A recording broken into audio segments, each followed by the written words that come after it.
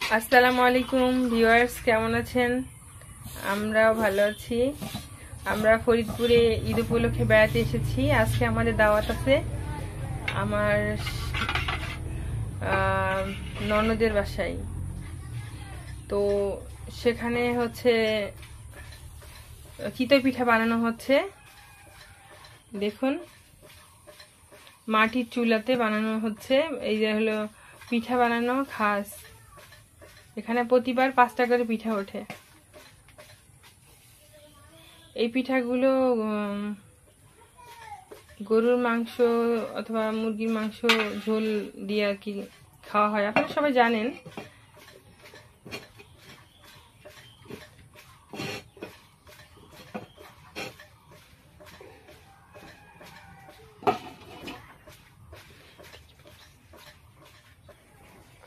Viewers, এখানে দেখেন অনেকগুলো পিঠা হয়ে গেছে। এখনই শুরু করা হলো। ফরিদপুরের ট্র্যাডিশনাল খাবার হচ্ছে চিতই পিঠা।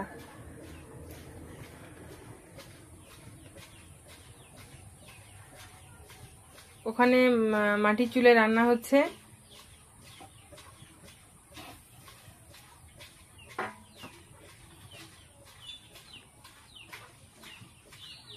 ওই যে ওখানে আরেকটা চুলা আছে, দেখেন।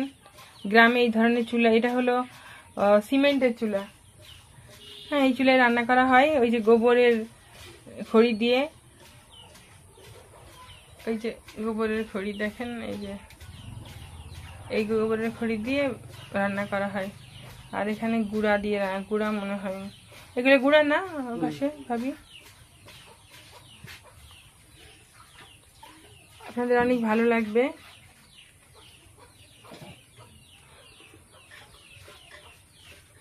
গ্রামের সবকিছুই টাটকা। ভিউয়ার্স, এখন দেখেন পিঠা রেডি।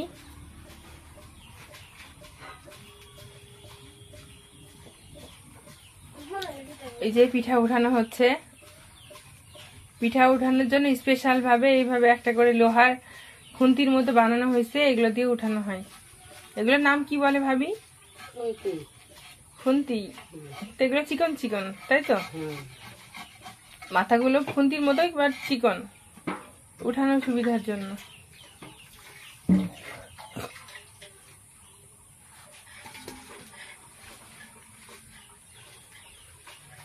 আজকে এত বেশি গরম পড়ছে, গতকাল থেকে অনেক বেশি গরম। চুলার পাশে এসে বসে রান্না করা অসম্ভব ব্যাপার। তারপরেও ভাবি আমাদের জন্য অনেক কষ্ট করছে। ধন্যবাদ ভাবি আপনাকে।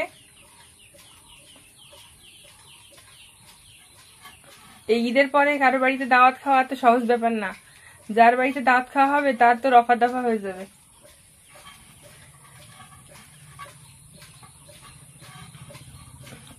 মানে অত্যন্ত শ্রম। এই পিঠাগুলো বানানো হয় হচ্ছে ঢেকিতে। ঢেকিতে চাল গুঁড়া করা হয় আর কি। এটা ঢেকিতেই গুঁড়া করা হয়েছে। তো আমরা একটু দেরিতে দাওয়াত খেতে আসছি, যে কারণে ঢেকি পাড়ানোটা দেখতে পেলাম না। নেক্সট টাইম আমরা আবার দেখব।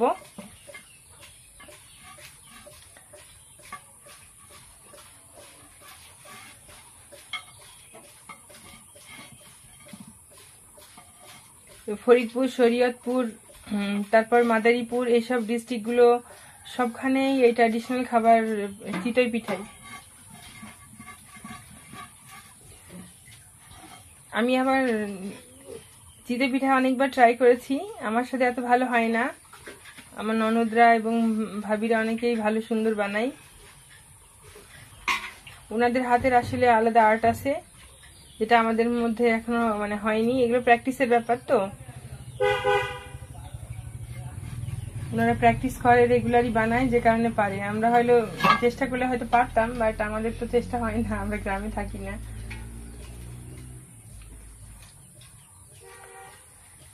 এখন এই যে তাওয়াটা পরিষ্কার করা হবে,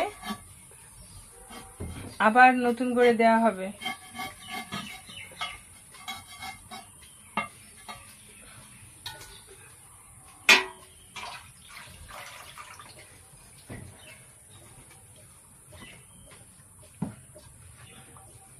এই যে দেখেন তেল দিয়ে নিচ্ছে, এখন মুছে সুন্দর করে পরিষ্কার করবে।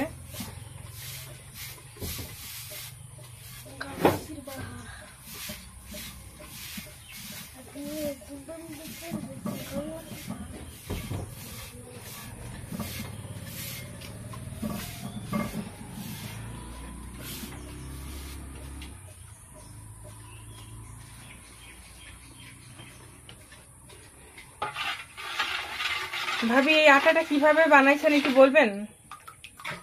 এই যে চালের গুঁড়াটা কিভাবে পানিতে গুলাইছেন? গরম পানি আর লবণ দিয়ে আপনি কি করে বুঝলেন ওটা ভারী ভারী লাগে না হালকা হালকা লাগে? ভারী ভারী লাগে।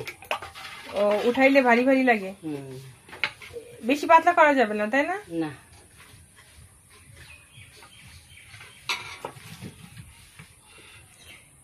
ভিউয়ার্স, বেশি পাতলা করলে কিন্তু পিঠা ভালো হবে না, একটু ভারী ভারী করতে হবে। একটু ভিউয়ার্স দেখেন, এই যে আমি উঠাচ্ছি, এই ঘনত্বটা দেখেন, বুঝতে পারবেন। এই যে আপনারা বাসায়, ঢাকার বাসায় বসে বানাতে পারবেন, আর যারা ফরিদপুরের বাইরে থাকেন চাইলে আপনারা বানাতে পারবেন। নেন ভাবি। এইদিকে কড়া গরম হয়ে গেছে। এটাকে কড়া বলে না, এটা কি বলে? কড়াই তো বললাম আমি। খাস।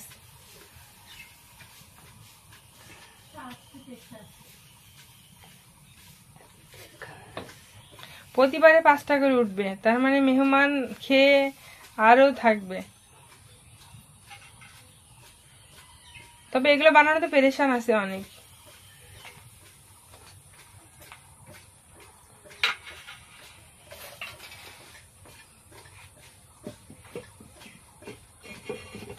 আসলে গ্রামে আসলে, ফরিদপুরে আসলে মনে হয় যে ঐতিহ্য, মানে গ্রাম্য যে একটা ঐতিহ্য, এখানে সবই পাওয়া যায়।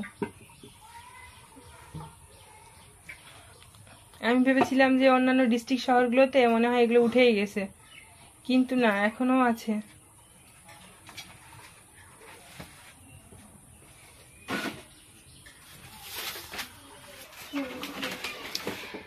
আমার ননদের বাড়িতে গরু কোরবানি হয়েছে, ওদের এই যে মাংস রান্না করা হয়েছে, দেখুন রান্নাটা কত সুন্দর দেখাচ্ছে।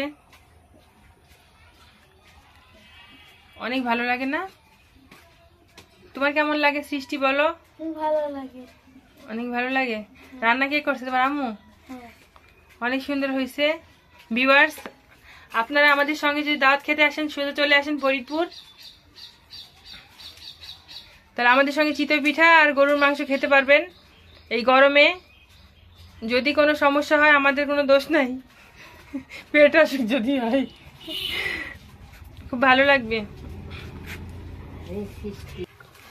এই যে আবার আরেক ইয়ে উঠাইতেছে, একবার কতবার উঠাইলো, এবার অনেকবার হয়ে গেছে।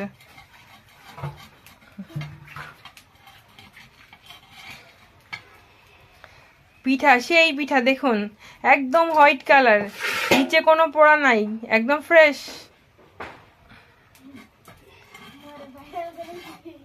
যথেষ্ট সুন্দর।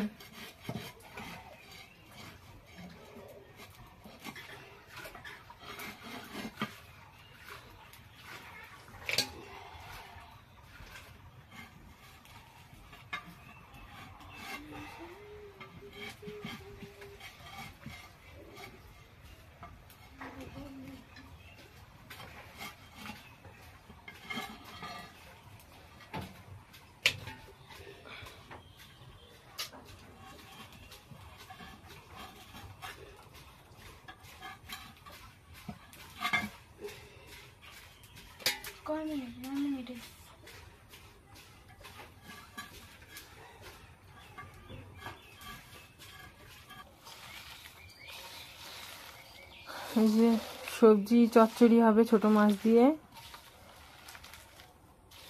কিভাবে মাখানো হয় সেটা দেখাচ্ছি।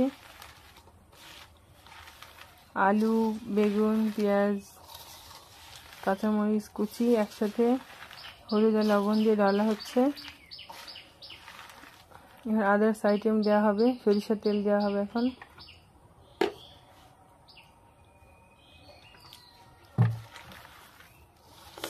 সরিষার তেল দেওয়া হচ্ছে।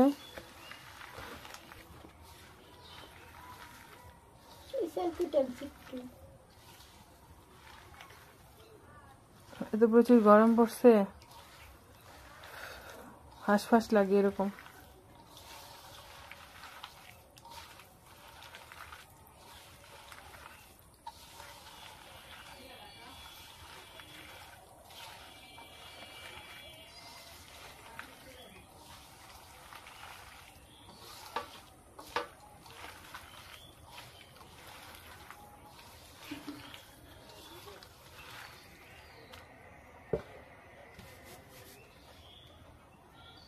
এখন ছোট মাছ দেওয়া হবে।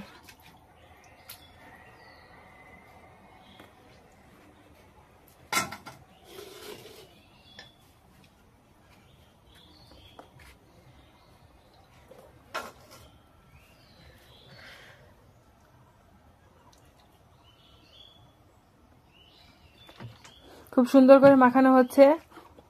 মাখানোটাই রান্নার প্রধান উৎস আর কি। মাখানোটার উপরে ডিপেন্ড করছে সম্পূর্ণ চচ্চড়িটা সুন্দর হওয়াটা। ফরিদপুরের রান্না অন্যান্য ডিস্ট্রিক্টের চেয়েও অনেক ভালো, আর সেটা আমি এসে এখানে আমার বিয়ে হয়ে আমি বুঝতে পেরেছি। এদের রান্না খেলে আপনারাও বুঝতে পারবেন। যদি কারো ফরিদপুরে বাড়ি হয় তাহলে আর তো বলা লাগবে না, তারা তো জানেই।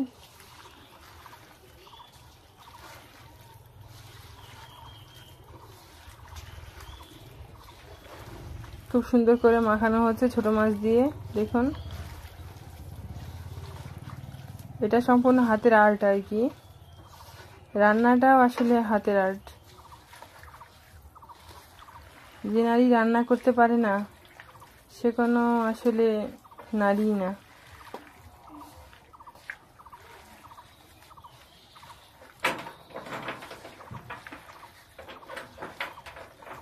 এখনই তো অর্ধেকটা মনে হয় গলে গেছে, মাখানোটা এমন হয়েছে, তাই না? অসাধারণ। এখন চুলার উপরে দেওয়া হবে। রান্না সব শেষের দিকে। এখন পানি অ্যাড করা হচ্ছে।